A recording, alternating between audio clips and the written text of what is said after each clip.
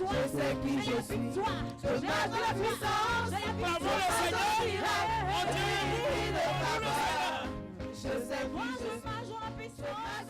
Alléluia. Tu as pris ta Bible avec toi? Alors dis avec moi, je crois qu'elle... ceci est la Bible. Et je crois qu'elle est la parole de Dieu. Je suis ce qu'elle dit que je suis. Je possède ce qu'elle dit que je possède. Et je peux faire ce qu'elle dit que je peux faire. Et je voudrais qu'on acclame très fort la parole de Dieu. Veuillez vous asseoir. Alors nous prenons nos Bibles dans le psaume 31 au verset 16. Psaume 31 et le verset 16. Je lis.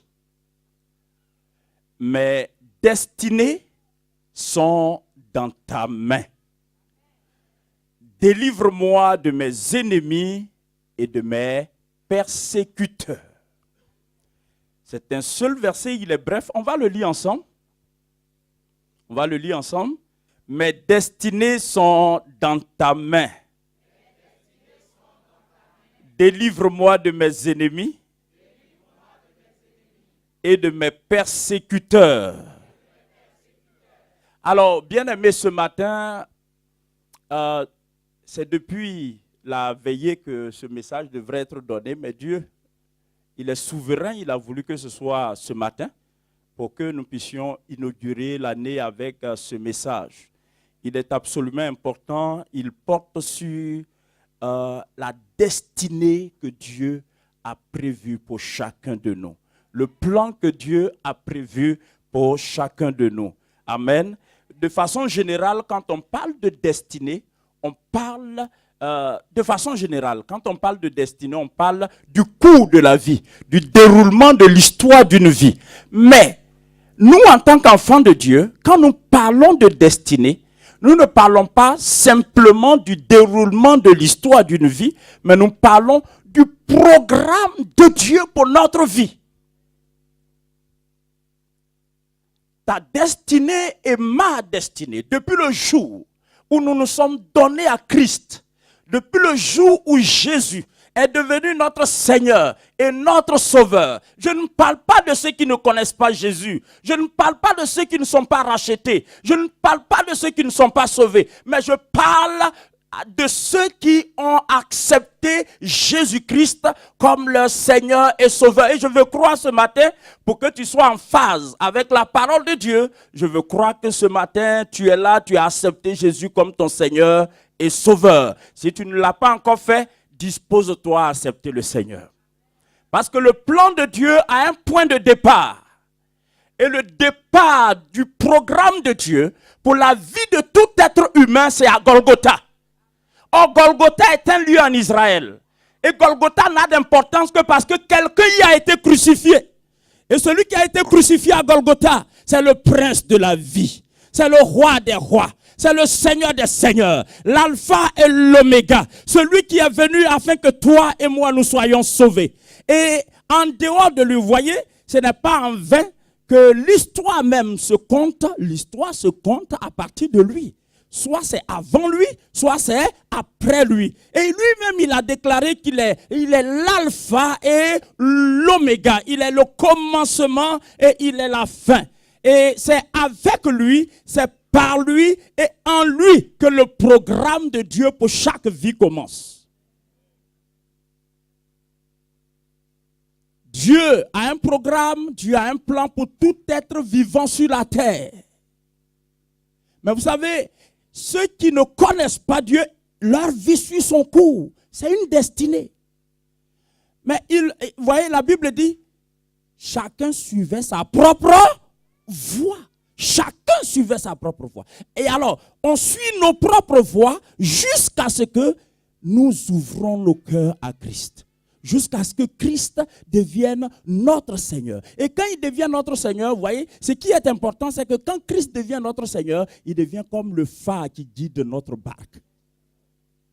Sur l'océan de ce monde, il devient comme le phare. Et à partir de cet instant, il n'est plus possible pour toi de te perdre. Il n'est plus possible pour toi de t'égarer parce que tu as un berger, parce que tu as un Seigneur. C'est pourquoi David pouvait dire, l'Éternel est mon berger et je ne manquerai de rien. Il pouvait dire, même s'il m'arrive de passer par la vallée de l'ombre de la mort, je ne crains rien parce qu'il est avec moi. Sa houlette et son bâton me rassurent. C'est quelque chose, c'est un privilège que les païens n'ont pas. C'est un privilège que ceux qui ne connaissent pas Christ n'ont pas.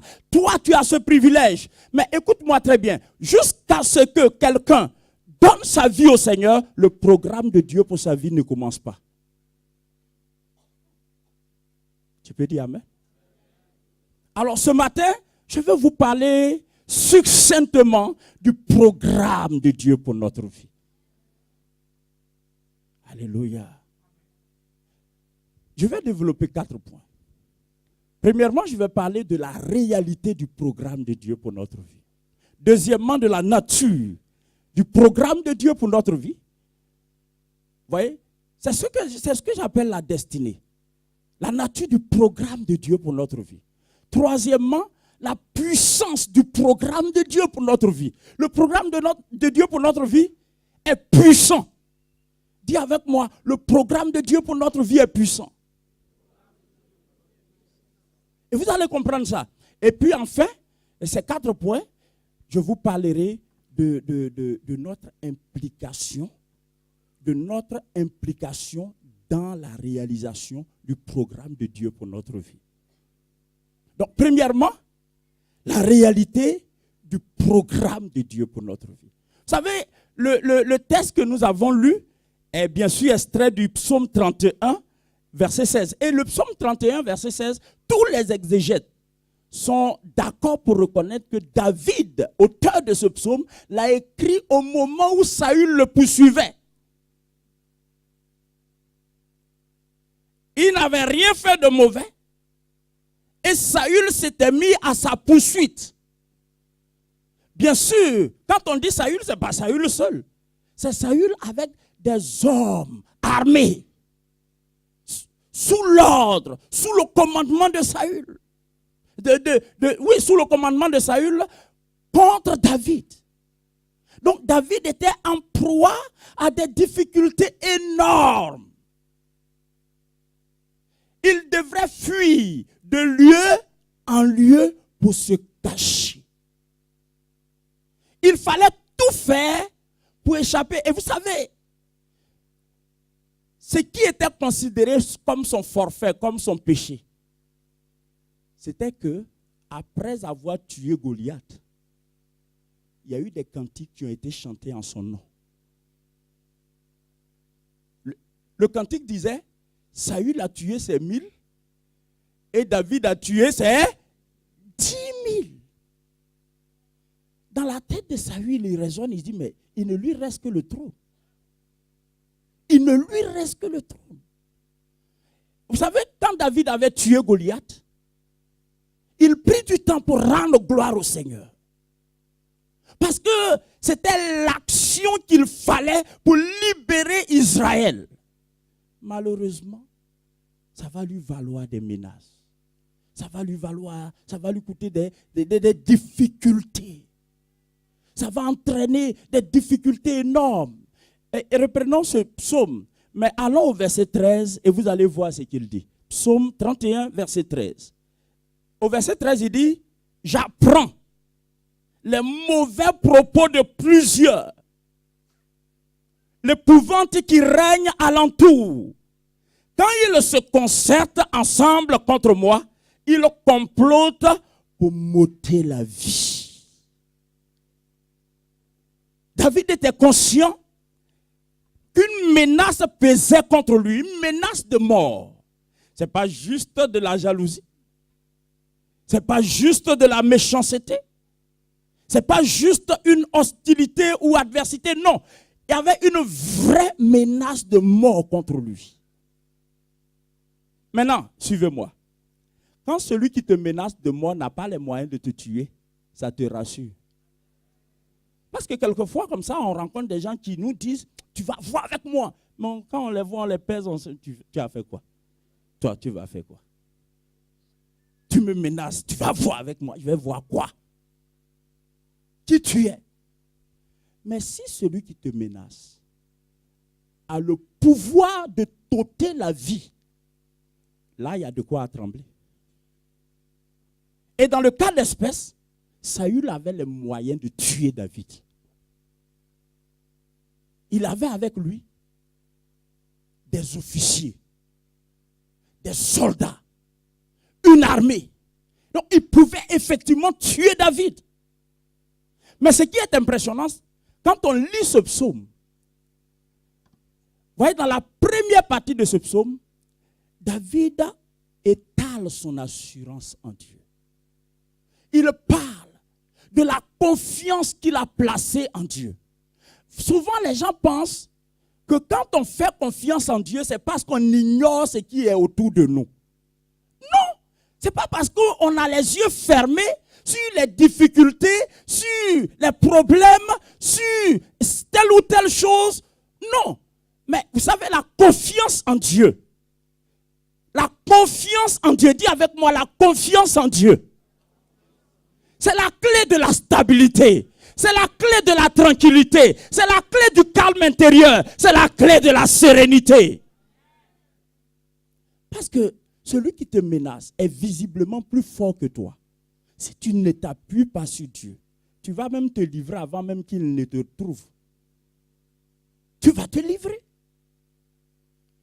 Mais dans tout cela, selon ce que le texte nous dit, David avait placé sa confiance en Dieu.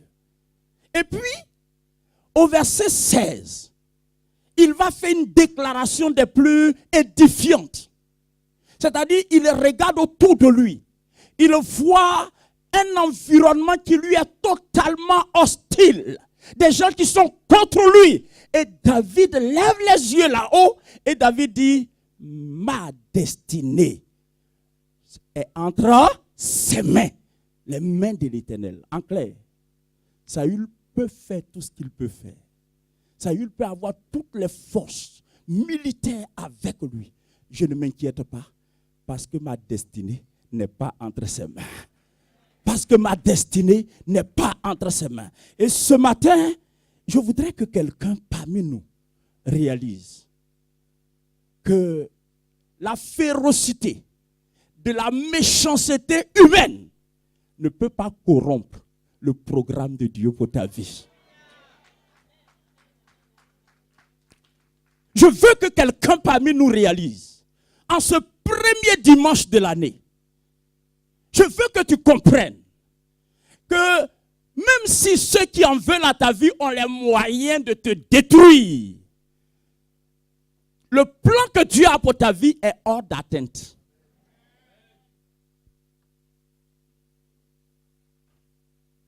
David dit, mes destinées. En anglais, ce même verset dit, my times. My times. Littéralement traduit, c'est mes temps. Mes temps. En clair, les temps de ma vie.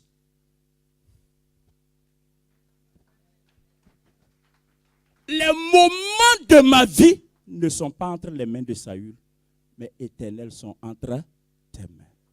Et comme j'ai l'habitude de dire, rendons gloire au Seigneur de ce que les hommes n'ont pas accès à notre destinée. Waouh! Personne n'a accès à ta destinée. Personne n'a accès à ta destinée. Pourquoi? Parce que Dieu a pris soin. Dieu n'a pas déposé ta destinée quelque part. Mais David nous révèle ta destinée comme celle de David, comme la mienne, se trouve où?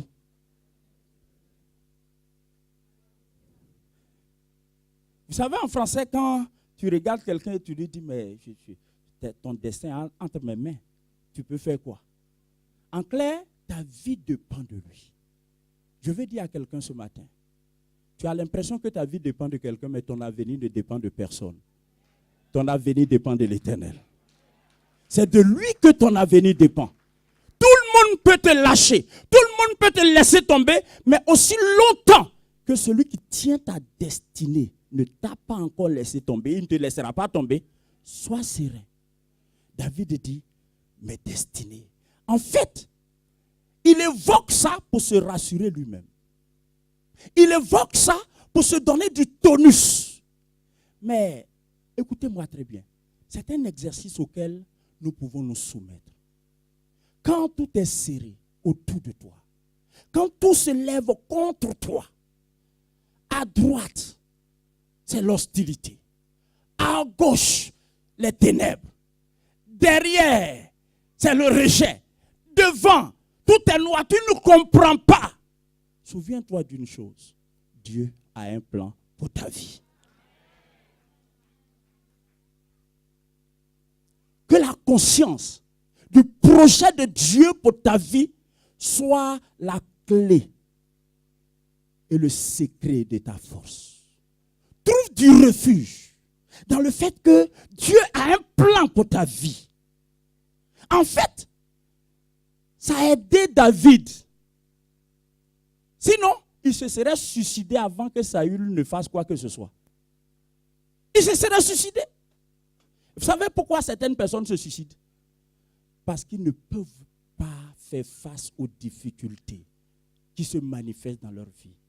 Ils ont eu à affronter une difficulté. Ils ont eu à affronter une autre difficulté. Ils ont eu à affronter plusieurs autres difficultés. Mais il y a une difficulté là, ils se disent non, trop c'est trop. Seigneur, trop c'est trop. Je n'en peux plus. Mais écoute-moi, même quand tu n'en peux plus, souviens-toi, il a un plan pour toi. Il a un plan pour ta vie. Et il n'y a rien de plus réconfortant que cela. Alléluia.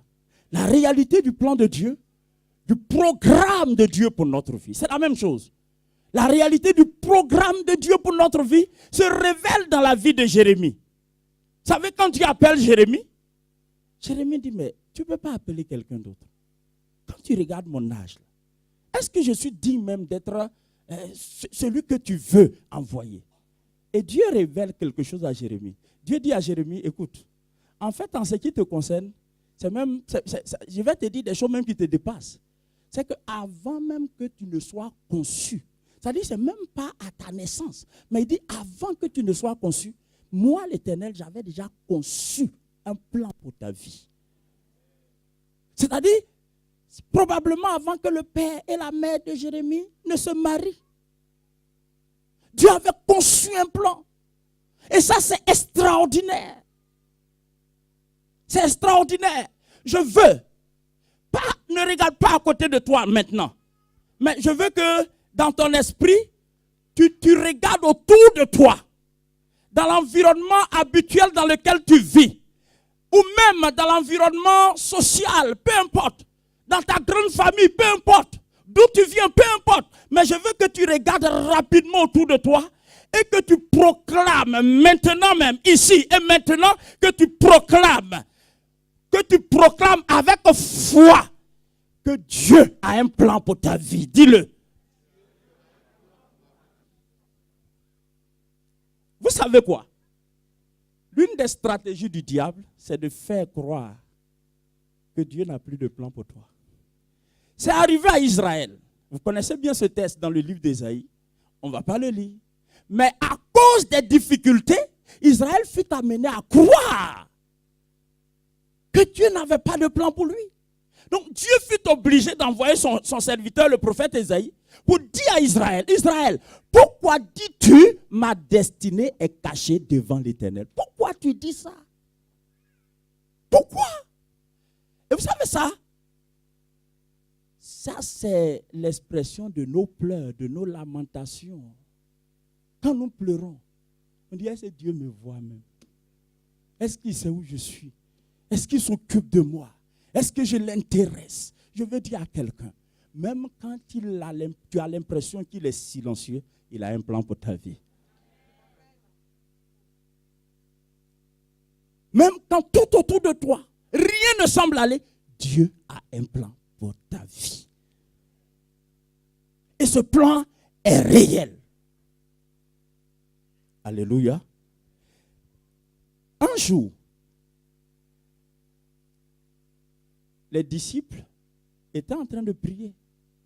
Acte chapitre 13. Prenons ce texte. Acte chapitre 13. Les disciples étaient en train de prier. Et Dieu va faire une révélation par le Saint-Esprit.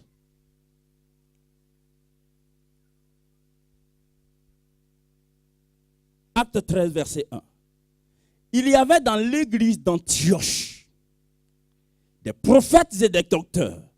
Barnabas, Siméon appelé Niger, Lucius de Cyrène, Manahem qui avait été élevé avec Hérode le tétrarque et Saul.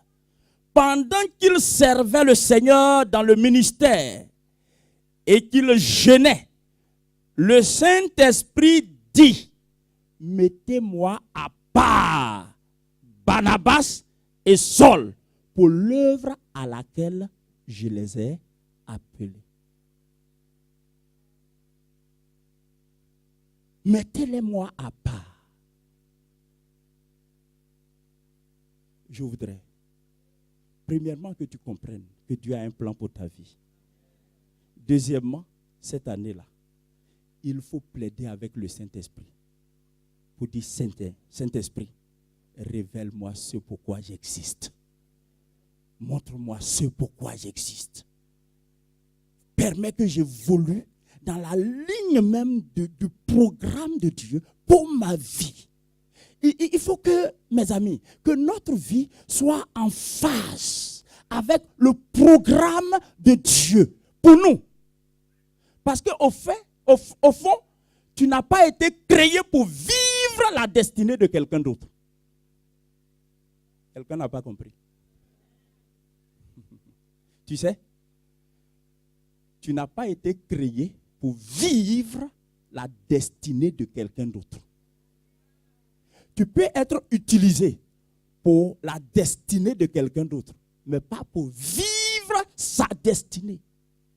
Parce que la destinée que Dieu a pour toi, la destinée prophétique que Dieu a pour toi est unique. Il ne pouvait pas avoir deux Jérémie en Israël. Il ne pouvait pas avoir deux Joseph. Il ne pouvait pas avoir deux Ésaïe. Et Dieu dit: mettez-moi à part Paul et Barnabas pour l'œuvre à laquelle je les ai appelés. Et la Bible dit qu'il y a des œuvres que Dieu a créées et qu'il a mises à part, des œuvres pour que vous et moi, à un moment donné de notre vie, nous puissions les accomplir. Mais tout cela nécessite que tu sois dans le programme de Dieu. Que tu sois en Christ. Parce qu'une fois encore, c'est en Christ que le programme de Dieu se déploie. Alléluia. Je voudrais, à la suite de ce que je viens de dire, évoquer le deuxième point. La puissance du programme de Dieu. Non, la nature du programme de Dieu pour notre vie. Prenons Jérémie chapitre 29. Jérémie chapitre 29. Et le verset 11. Je lis.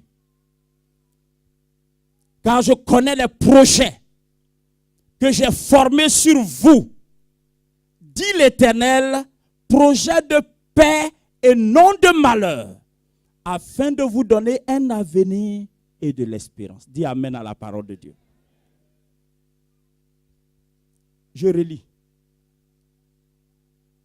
Il dit car, et j'informe quelqu'un ici, que c'est Dieu qui parle.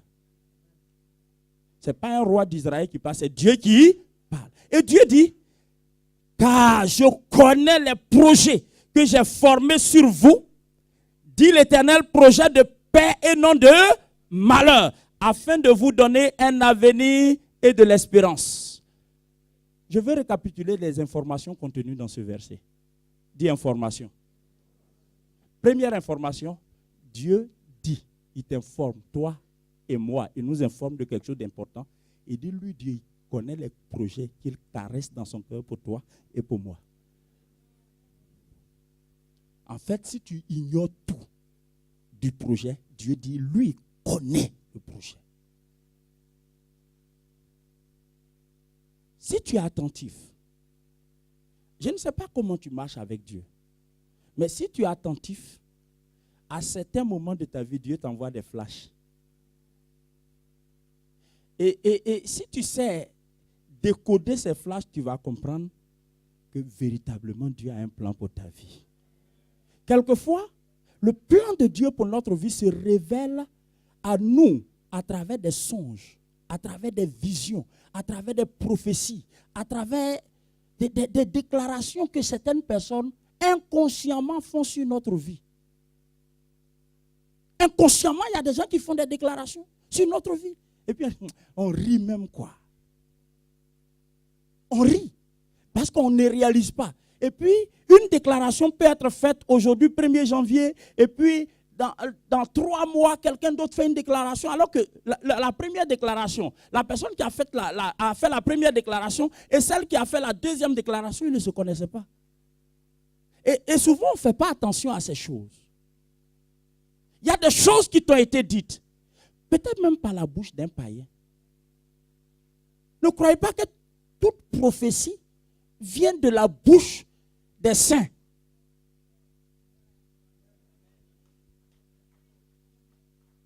Certains de nos parents ne connaissaient pas Christ et ils ont prophétisé sur nos vies. Comment? Par les noms qu'ils nous ont donnés. Rien que le nom qu'ils nous ont donné, ils ont prophétisé sur nos vies. Il y a des choses. Et voyez, Dieu sait le projet. Il dit, moi Dieu, je connais le projet. Puis j'ai formé sur vous. Voyez là, nous venons de lire que Dieu a dit, mettez-moi à part qui? Paul et Barnabas. Maintenant, quand Dieu les met à part, un jour Paul se lève, il va aller évangéliser dans une certaine contrée. Et Dieu lui dit, non, va où? À Macédoine. Pourquoi? Parce que Dieu sait le projet qu'il a pour notre vie. Il y a des gens qui voulaient faire certaines choses. Dieu te bloque. Te bloque, il dit, non, tu ne vas pas faire ça. Et quand il te bloque, en fait, sur le blocage, tu ne vois pas Éternel des armées. Parce que si tu voyais Éternel des armées, tu ne vas plus aller. Mais tu ne vois pas Éternel des armées, mais tu vois blocage. Et puis tu rentres dans le jeûne, dans la prière. Tu plaides avec Dieu. Le blocage est là. Tu rentres dans le jeûne. Tu pries. Sérieusement, quoi. Le blocage est là.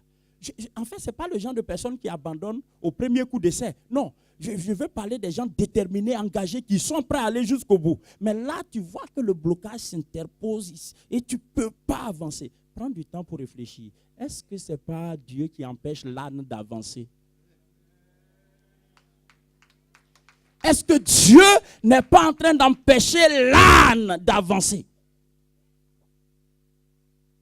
Parce que si Dieu est en train d'empêcher l'âne d'avancer, il ne faut pas frapper l'âne. Pas donner des coups de pied à l'âne.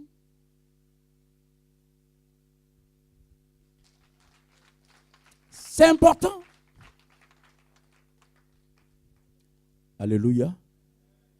Dieu, première information capitale, il dit, je connais ce que j'ai arrêté dans mon cœur pour vous.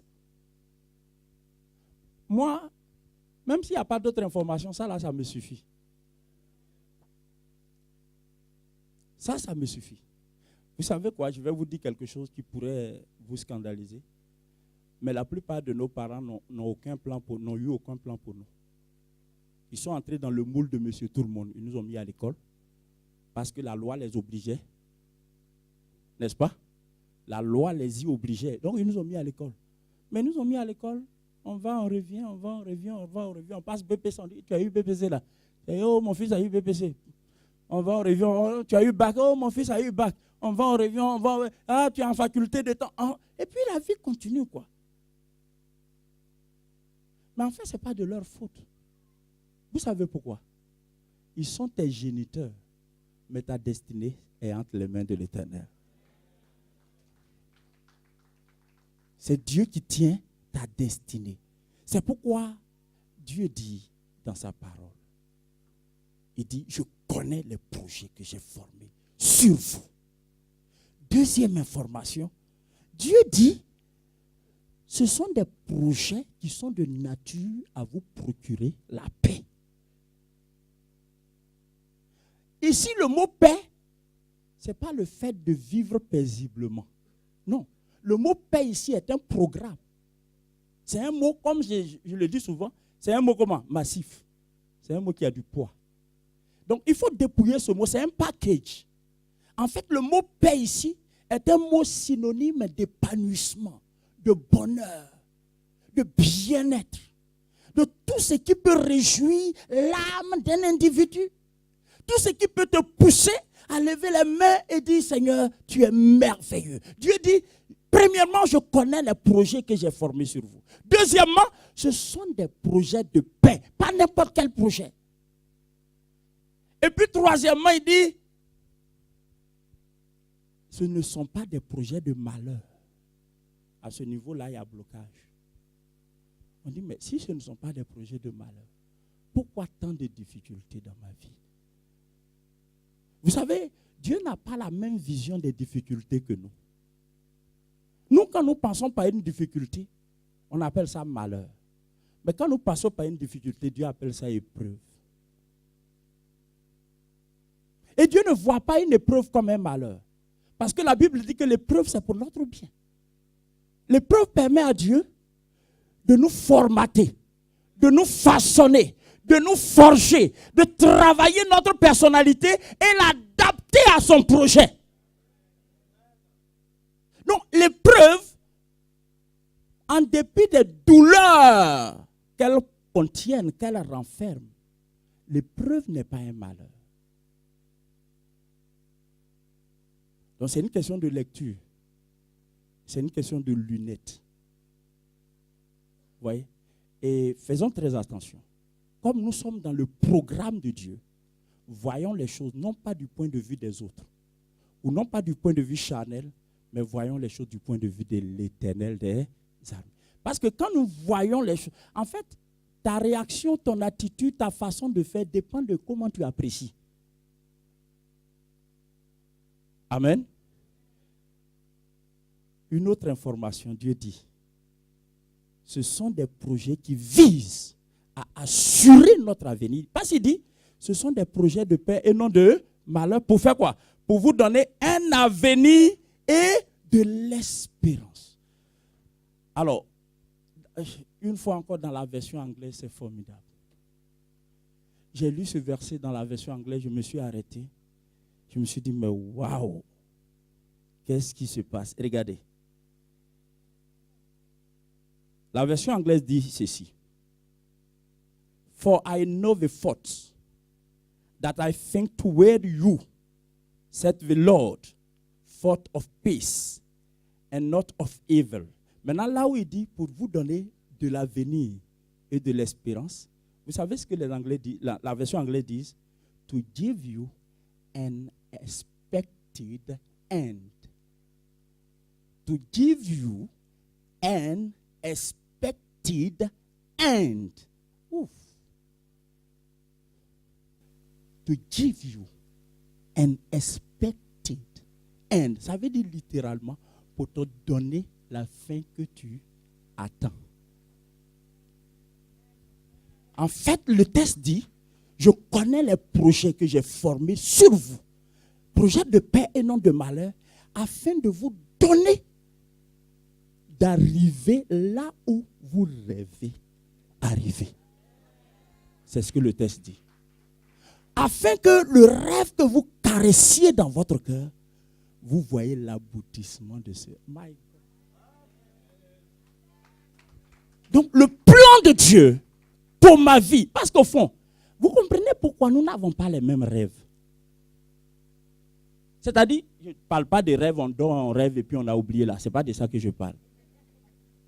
C'est-à-dire que vous voyez, là nous sommes plusieurs là, mais le rêve que tu as n'est pas celui que j'ai. On ne poursuit pas les mêmes ambitions. On ne poursuit pas les mêmes visions. On n'a pas les mêmes rêves.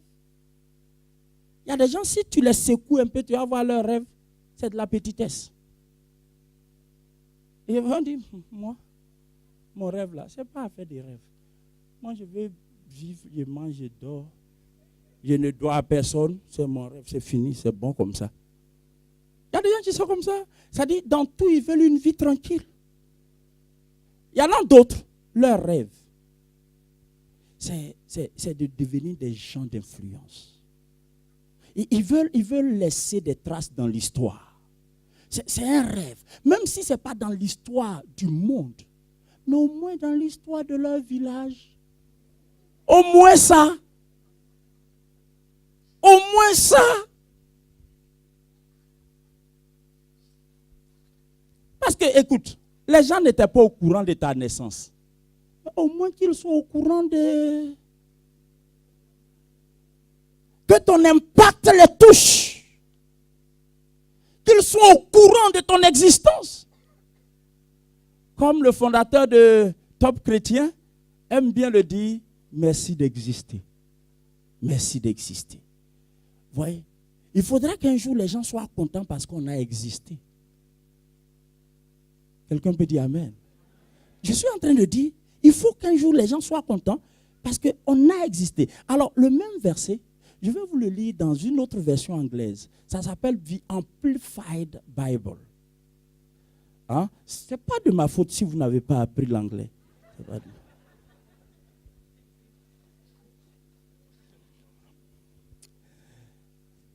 C'est des idiots comme ça. Hein?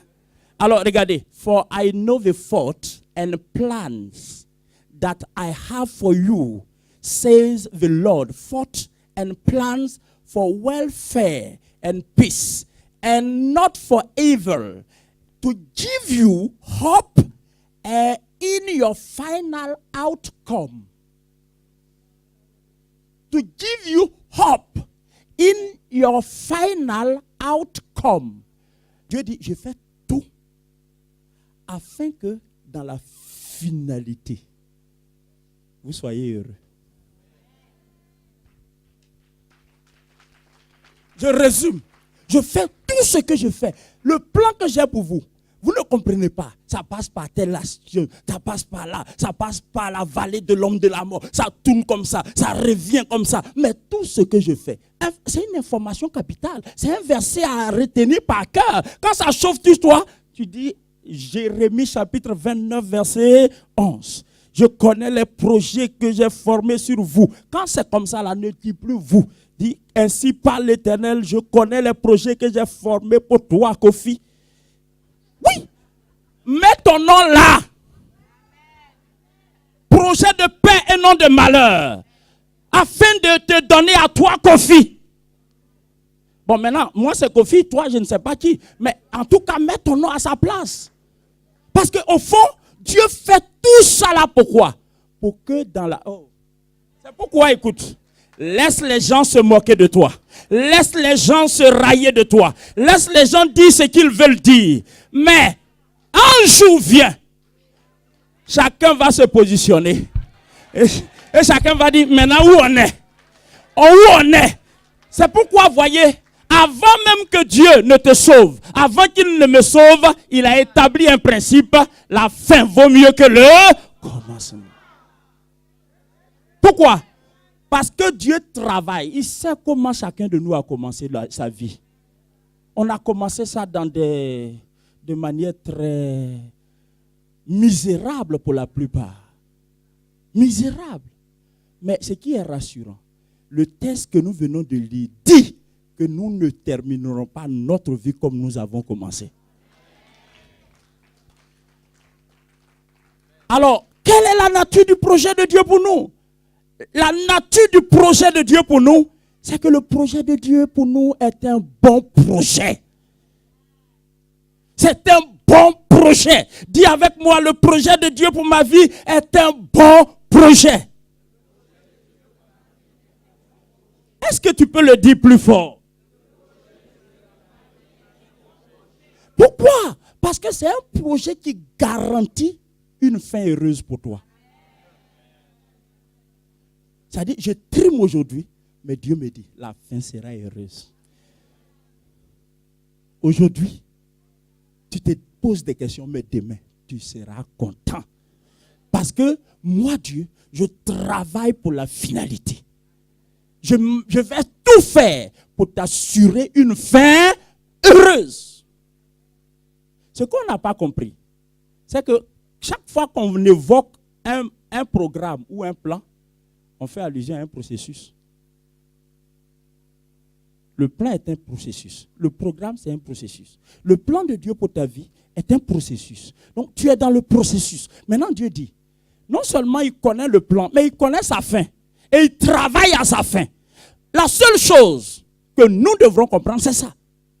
Il a un plan pour nous et il travaille pour l'accomplissement de ce plan. Cela m'amène à vous parler de la puissance du plan de Dieu. De la puissance du plan de Dieu. Alors vous connaissez ce fameux et célèbre verset, Romains 8, 28. Il est dit en Romains 8, 28, nous savons du reste que toute chose concourt au bien de ceux qui aiment Dieu, de ceux qui sont appelés selon son dessein. Le mot dessein veut dire plan, objectif, programme. Tous ceux qui sont appelés selon son destin. Je ne vais pas rentrer dans les histoires de la doctrine de la prédestination et tout ça, ça risque d'être trop long, compliqué. Ce n'est pas de ça que nous avons besoin ce matin. Ce dont nous avons besoin ce matin, c'est de comprendre que Dieu dit, un, qu'il a un plan pour nous. Deux, que ce plan est un bon plan. Trois, il dit, lui Dieu, il s'arrange. Pour que, à partir de l'instant où nous sommes dans son plan, Dieu s'arrange pour faire en sorte que tout ce qui nous arrive, suivez-moi très bien, Dieu s'arrange pour faire en sorte que tout ce qui nous arrive, de bon, d'affligeant, de pénible, d'éprouvant, d'énigmatique, de mystérieux, d'incompréhensible, d'injuste, de méchant, tout ce qui nous arrive, à partir de l'instant où nous sommes dans son programme, il va faire en sorte que toutes les méchancetés travaillent à une bonne fin pour nous. Il va faire en sorte que toutes les difficultés travaillent à une bonne fin pour nous. En fait, il veille à ça. Or, ce n'est pas ce qu'on comprend souvent. Je vous ai dit à plusieurs reprises que ce même verset, dans la version anglaise, dit quoi? Dans la version française, il est dit « Toute chose concourt au bien de ceux qui aiment ». Regardez, la version anglaise dit « We know, and we know that all things work together ». Walk. Walk. Dis walk. Même si tu ne connais pas anglais, walk, travail. En fait, Dieu dit, toute chose, tout ce qui vous arrive, c'est tout, T majuscule O-U-T, tout ce qui vous arrive, pas les bonnes choses, pas les célébrations d'anniversaire, pas les célébrations de mariage seulement, pas les célébrations de bonnes nouvelles seulement, mais tout ce qui vous arrive. Waouh! Waouh! On connaît l'histoire de Joseph. Dieu a un plan pour Joseph. Le plan pour Joseph a une très bonne finalité, n'est-ce pas? Et puis, entre l'énonciation du plan et l'accomplissement du plan, il y a le processus. Et processus fait allusion à des étapes. Donc, à travers les étapes, il va se passer 1001 choses. Il va être jeté dans le puits.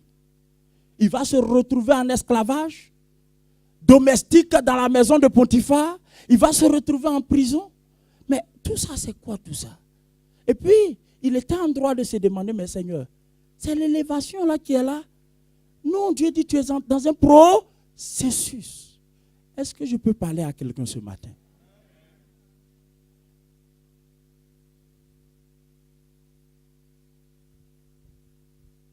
Nous sommes au début de l'année. Ne ressasse pas l'année passée. Ne sois pas très... Non, attends. Comprends une seule chose. Si Dieu nous adresse ce message, il sait pourquoi. Il a un plan pour toi. Amen. Et il travaille à ce plan. Travaille à ce plan. Très rapidement. La puissance du plan de Dieu pour notre vie consiste en quoi? Et réside dans quoi? La puissance du plan de Dieu pour notre vie réside dans le fait que tout ce qui nous arrive, Dieu ramène ça au plan de Dieu, à son plan. C'est-à-dire Dieu fait en sorte. Même, j'ai envie de vous dire des choses, mais j'ai peur que vous les preniez mal. Non, parce qu'au fond, il y a des gens qui ont un esprit tellement faible, ils ne comprennent pas tout. Mais je vais bien envelopper ça. En fait, même si t'arrive quelque chose par ta propre faute, aussi longtemps que tu es dans le plan de Dieu, ce que tu as fait par erreur, Dieu va utiliser ton erreur pour que tu aies une bonne fin.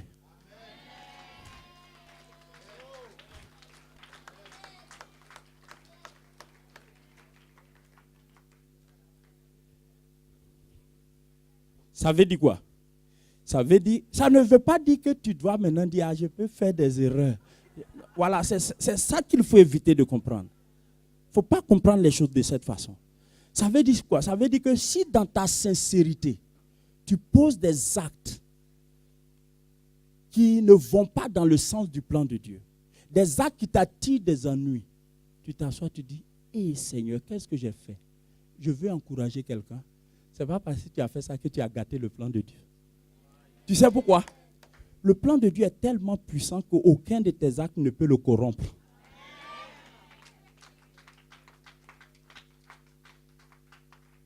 C'est ça la puissance du plan de Dieu.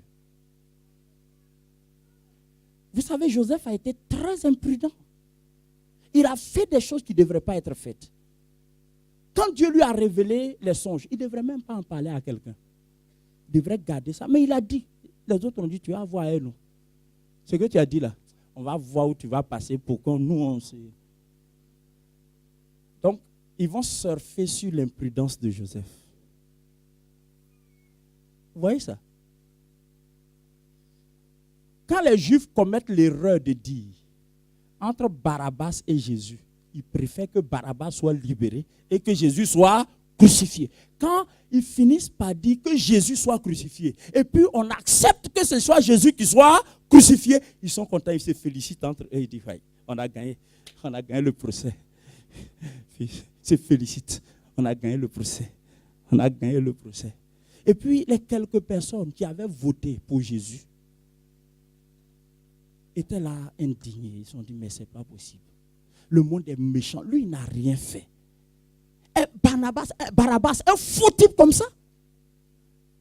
Et pour une fois, on va élire un homme comme ça. On va le libérer. Jésus a fait quoi? Mais vous savez ce que Pilate a dit? Il dit, mais cet homme, il est innocent sur toute la ligne. Il a fait quoi? On dit, non. On préfère Barabbas. En guérissant vos malades, en ressuscitant vos morts, en multipliant les pains, il a péché contre vous. On préfère Barabbas. Je ne sais pas si vous avez vu ce film. Dans un film là, le scénariste, il a quand même bien fait. Pendant que les gens, on va dire, étaient en train de légiférer pour voir entre Barabbas et Jésus qui allait être, on voyait des démons qui partaient faire des suggestions. Dites Barabbas. Donc, Satan avait envoyé plusieurs démons pour battre campagne pour Barabbas. Et puis finalement, Jésus va se retrouver à la croix. Et quand Jésus se retrouve à la croix, Satan réalise qu'en fait, il est venu pour aller à la croix. Que c'était en fait l'aboutissement de sa mission.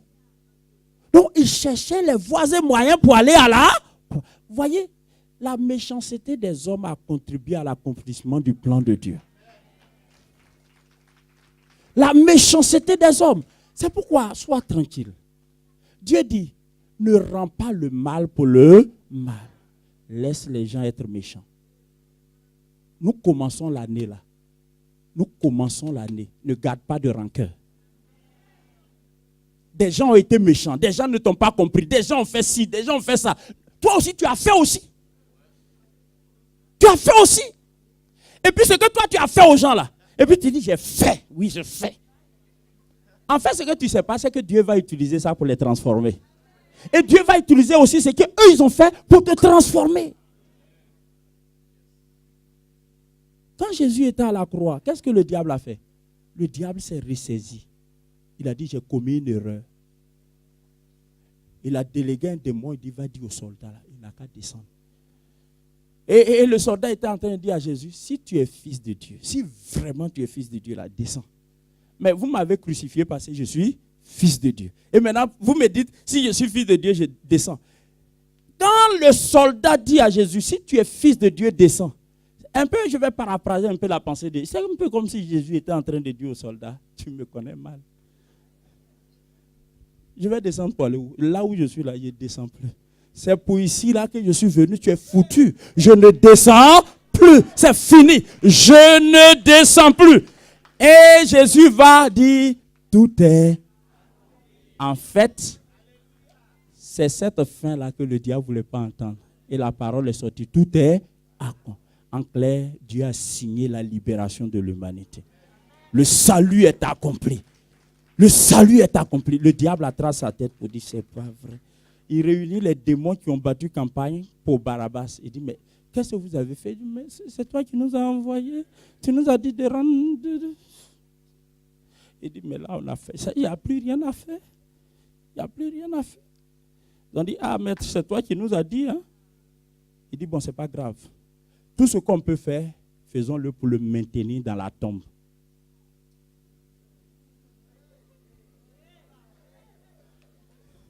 C'est pour ça que j'aime le chant là. La terre a... Waouh! Il pesait trop lourd pour la terre.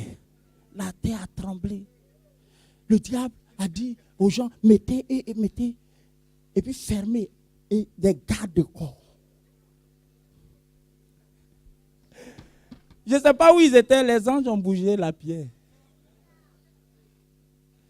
Jésus est sorti. Si vous lisez bien la Bible, quand Jésus est sorti, les Juifs étaient tellement confondus. Ils étaient tellement confus qu'ils ont donné de l'argent aux soldats pour qu'ils disent que les disciples l'ont volé. Mais l'argument était contre eux.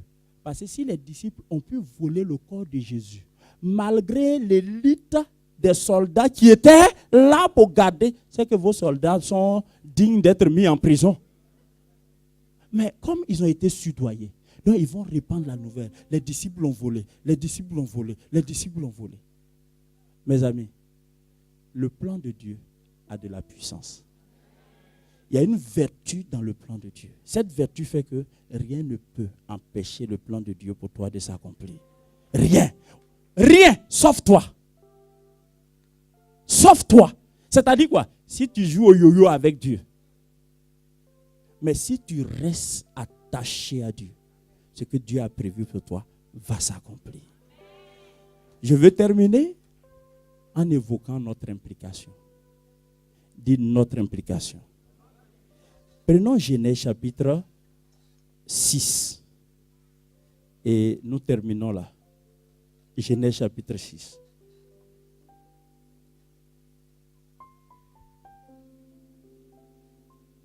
Genèse chapitre 6. C'est une histoire que vous connaissez très bien. Verset 14. Voici ce que Dieu dit. Fais-toi une arche de bois de gopher. Tu disposeras cette arche en cellules et tu l'enduiras de poids en dedans et en dehors. Verset 15. Voici comment tu le feras. L'arche aura 300 coudées de longueur, 50 coudées de largeur et 30 coudées de hauteur. Tu feras à l'arche une fenêtre que tu réduiras à une coudée en haut. Tu établiras une porte sur le côté de l'arche et tu construiras un étage inférieur, un second et un troisième. Verset 17. Et moi, est-ce que vous suivez très bien? Et moi, je vais faire venir le déluge d'eau sur la terre pour détruire toute chair ayant souffle de vie sous le ciel. Tout ce qui est sur la terre périra.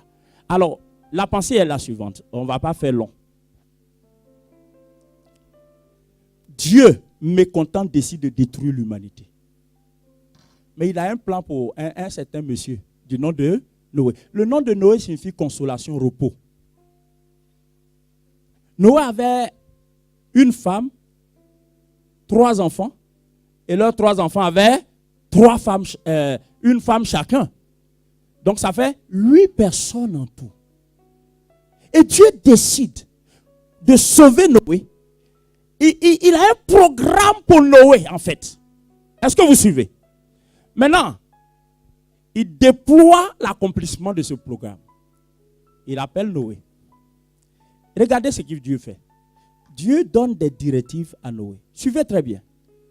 Des directives à quel sujet? Dieu dit à Noé, je vais détruire le monde.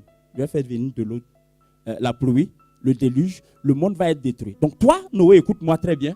Tu vas faire une arche. Voici comment tu vas faire l'arche. Maintenant, quand Dieu finit de dire ça à Noé, Dieu dit ceci à Noé, moi je vais faire venir le déluge. J'y vois une organisation formidable, une répartition de tâches. Tu sais, quand Dieu a un plan pour ta vie, quand le plan de Dieu pour ta vie se met en action, il faut être suffisamment sage pour demander à Dieu, où est ma part et où est ta part? Parce que chacun a sa contribution à apporter. Non, comme Dieu a un plan pour ma vie, quoi qu'il en soit, ça va s'accomplir. Tu es en erreur. Là, dans ce texte, c'est impressionnant. Dieu dit à Noé, fais-toi une arche. Oui, parce que Dieu sait que Noé pouvait faire l'arche. En fait, dans l'accomplissement du programme de Dieu pour ta vie, Dieu ne fera pas ce que tu peux faire. Et Dieu ne te demandera pas de faire ce que lui seul peut faire.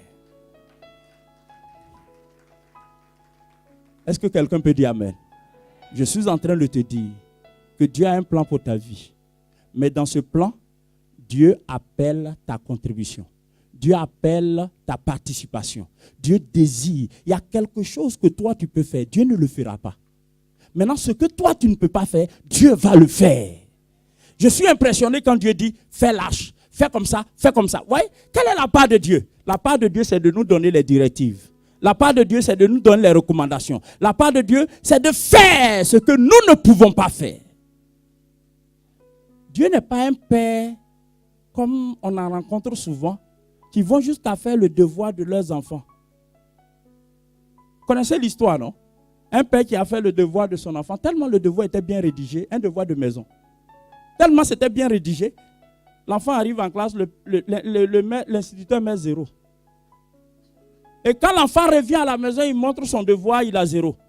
Le père est en colère. Donc lui-même, il va. Il montre le devoir à l'instituteur. Il dit, qu'est-ce qui se passe? Pourquoi il a eu 0? Et puis le maître tranquillement dit, mais il a eu 0 parce qu'il n'a pas mal fait. Et il n'a pas bien fait le devoir. Il n'a pas trouvé ce qu'on lui a posé comme question. Bon, bref, vous savez ce que c'est. Et puis le monsieur finit par dire, mais c'est moi-même qui ai fait ce devoir. C'est moi-même. Alors, l'instituteur lui dit, mais tu n'as pas honte? Est-ce que tu es de ma classe? Et la difficulté que nous avons avec Dieu, c'est que nous voulons qu'il fasse nos devoirs. Il ne fera pas ton devoir, mais il fera ce que tu ne peux pas faire. Quelqu'un peut dire Amen. Il fera ce que tu ne peux pas faire. Ne lui demande pas de faire ce que tu peux faire. Réfléchis. C'est pour ça qu'il nous a doté d'une intelligence. C'est pour ça qu'il nous a donné des aptitudes, des talents. Donc tout ce que nous pouvons faire pour faire ce que Dieu demande qu'on fasse, pour que son plan s'accomplisse, ne disons pas que c'est Dieu qui va faire ça à notre place. Ma destinée et ta destinée sont entre entre ses mains. Alors en conclusion, qu'est-ce que nous devrons comprendre? Ce que nous devrons comprendre premièrement, c'est que Dieu a planifié un programme pour notre vie. Dis Amen. Dieu a planifié un programme. Ça dit que même si vous n'avez pas de respect pour celui qui est assis à côté de vous, respectez le programme de Dieu sur sa vie. Ça dit que quand vous voyez quelqu'un puis vous faites ça c'est qui ça encore? En fait, tu sais pourquoi tu raisonnes comme ça? Parce que tu regardes à l'aspect extérieur, à son apparence. C'est qui ça encore? Faisons très attention. Dieu a un programme pour chacun. Et quand tu vois quelqu'un, garde-toi de le mépriser. Garde-toi. Parce que si tu le méprises, tu es en train de mépriser le programme de Dieu pour sa vie. Mais tu ne pourras rien faire contre ce programme. Mais un jour, tu vas finir par avoir très honte. Dans certaines familles, il y a des gens qu'on n'a pas respectés du tout. Et ils sont devenus la principale pierre. La pierre angulaire de leur famille. C'est-à-dire ceux sur qui on a compté, ils ne valent rien. Et ceux sur qui on n'a pas compté, c'est ceux-là qui soutiennent la famille. Je prie que tel soit ton cas. Alléluia. Dieu a un plan pour toi. Il a un plan pour moi. Même si les circonstances sont difficiles, pénibles, affligeantes, crois au plan de Dieu pour ta vie. Acclamons le Seigneur pour sa parole. Et tenons-nous debout, nous allons prier. Dis avec moi ceci. Éternel des armées, je bénis ton plan pour ma vie. Je bénis ton nom de ce que tu fais concourir toutes choses à mon bien. Parce que tu as un plan pour ma vie. Je ne veux pas regarder aux difficultés. Je ne veux pas me laisser aller au découragement. Comme David, je veux regarder à ton plan pour ma vie. Comme David, je confesse que mes destinées se trouvent entre tes mains. Et Père, je rends gloire à ton nom de ce que le plan que tu as pour ma vie est inaccessible aux hommes, est inaccessible à la société. Ce plan se trouve entre tes mains. Et je te bénis parce que tu travailles et tu fais travailler toutes choses pour que j'ai une finalité heureuse. Aujourd'hui, les choses peuvent être difficiles, mais je rends gloire à toi parce que la fin sera heureuse. Je suis dans le processus. Dans ton processus, Seigneur, accomplis ta volonté. Donne-moi de demeurer en toi. Quoi qu'il arrive, quoi qu'il arrive, quoi qu'il arrive, je veux demeurer en toi. Au nom de Jésus. Amen. Amen. Amen.